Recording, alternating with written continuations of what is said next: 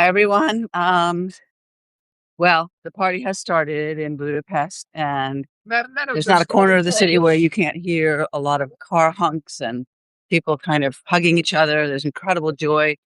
I'm going to turn the camera around for a second just so you could see the streaming of people from every corner that are headed toward the big Tisa watch party. So you can see it behind me here.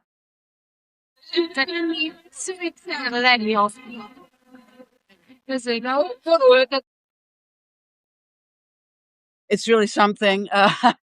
Um, wow. Uh, it kind of turned from this real quiet moment around 6:30, 7 o'clock. And then the more that the elections started to come in, the more the results came in, the more that people really began to kind of let go of the kind of, they kind of been containing their joy, right?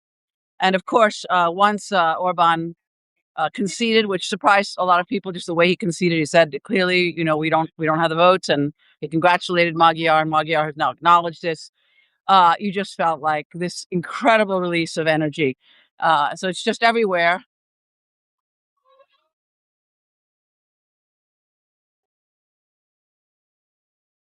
Everywhere we turn, people are shouting. Great joy here. The question is, of course, whether or not there'll be a complete two-thirds majority. Right now, it looked like, as of the polls about an hour ago, the constitution of the parliament was still one seat kind of short of a constitutional two-thirds majority, excuse me, in the Congress, which meant that it's still going to be tough for TISA. And in fact, there's an alternative.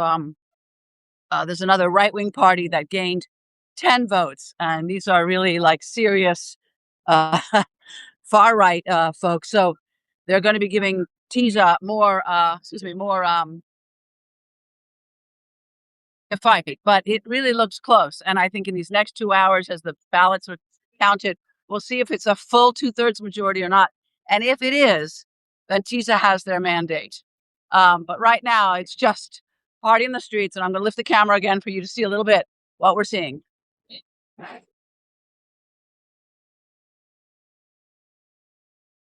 I'm heading right now just down the street to Batania Square, where basically all of the party is being centered. A little too much noise here for probably to see, but I just want to be able to share the moment with you. It's so big. I talked to some younger people a few minutes ago, and they were just honestly, they could barely speak. They're so excited. They just feel so much like they helped to deliver this.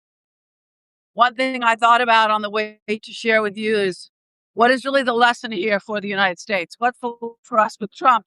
And I feel like, having been here for 3 weeks, and whether it was in Hungary or Poland or Serbia, I picked up one key lesson, which was that the reason Peter Magyar won, the reason that the students in Serbia are really starting to gain ground and their protest movement against corruption is getting bigger, and the reason that the Polish feminists still remain hopeful, even though they're fighting an incredible battle against, a right-wing president, despite having a center-right government that supports reproductive rights, is because they're doing the thing that each of them says is the most important thing, which is they're going door to door. In Serbia, it's one student in every village going door to door. Here in Hungary, Peter Magyar 2 years ago started going to the places that were really the base, the kind of strongest areas of support for Fidesz villages, poor villages, to say, look, here's what we represent. Talk about the economy, talking more about, really the crime issues, the issues that kind of Orban had tried to weaponize in some ways. And that's why they believe he won. He did something that many politicians never done. And he represented a kind of conservative politician, even going in and speaking to people who felt like they've never really seen these politicians. So it was a different kind of organizing. And it was very late when Orban picked up that this was happening and making a difference and began to show up himself. But it was too late. And we're seeing this in Poland as well, where coalitions are happening. Their bottom line is, you have to be able to go and speak to the people who may not have agreed with you last time. You have to be able to explain to them why they should be voting for their own interest economically in terms of democracy. So what does it mean for us? I think, you know, we on the left, progressive resistance, we need to be going to all those cities and towns and villages and talking to the people who voted for Trump. We're going to have to understand that they had issues and reasons. If you're taking the model here, they know why people, got brainwashed by Orban. They know what people were afraid of and they engaged them. For them, it made the difference. And it's a tough thing to do, but it kind of is where we're at, right? We're already seeing so many people who are in MAGA so disaffected. Anyway, it's the big lesson that I've picked up. And it seems like the oldest lesson in some ways of political organizing, where you go door to door. But it really is something that they had to do, that they realized that they could not win unless they were really willing to go and speak to people who had disagreed with them. And it's made a difference. So it's really exciting to see that. But I think that right now we're going to see a lot more of that, where they really start to work on thinking already about how are they going to try to create a process of transparency to bring forward crop prosecutions.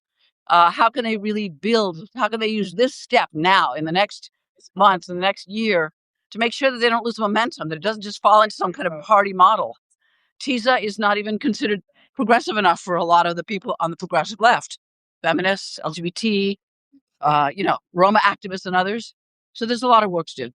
But I think the main thing is that they feel like local has to lead, and it has to be a bottom-up, intersectional, cross-sectoral, alliance-building kind of organizing. That's their model, and they really see that it worked for them. In Poland, it was incredibly decentralized. It is decentralized. They really just believe that locals need to be empowered.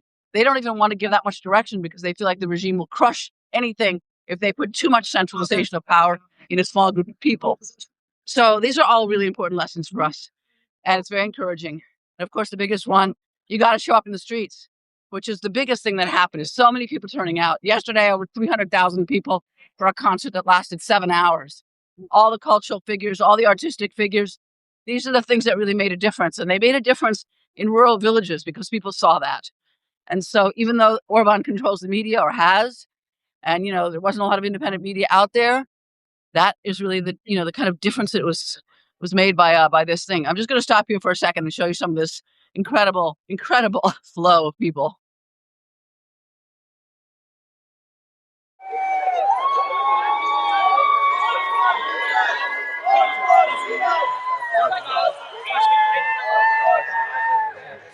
We're coming up here on Batania Square, where it's getting to be more and more packed.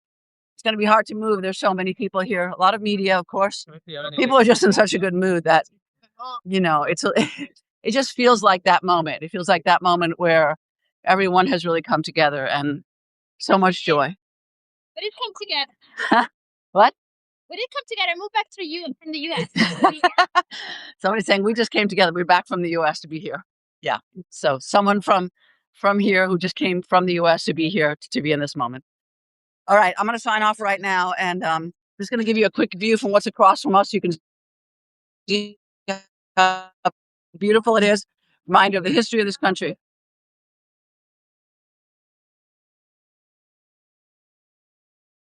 Here we are along the Danube.